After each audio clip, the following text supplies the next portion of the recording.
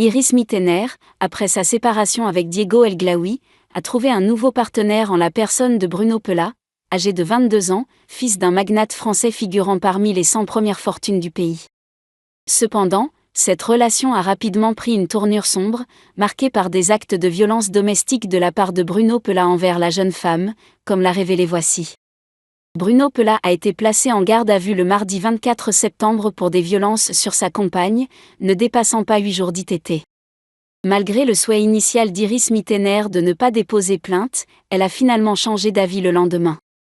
Le jeudi 26 septembre, lors de sa présence sur le plateau de Touche pas à mon poste, le chroniqueur judiciaire Amaury Bucco a rapporté que la Miss avait témoigné sur une plateforme pour les victimes de violences conjugales, décrivant des menaces et des violences subies de la part de son compagnon la nuit précédente dans son appartement à Montmartre.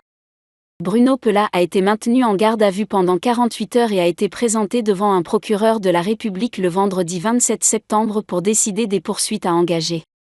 Il devait comparaître immédiatement devant le tribunal correctionnel pour répondre des accusations de violence conjugale sans ITT et usage illicite de produits stupéfiants.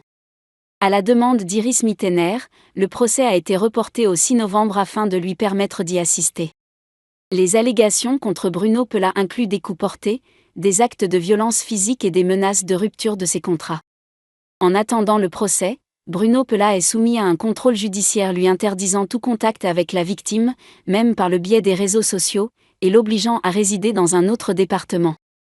Les antécédents judiciaires de Bruno Pela révèlent des condamnations antérieures pour violence et menaces sur son père en juin 2022, ainsi que pour violence sur une autre compagne en avril 2023.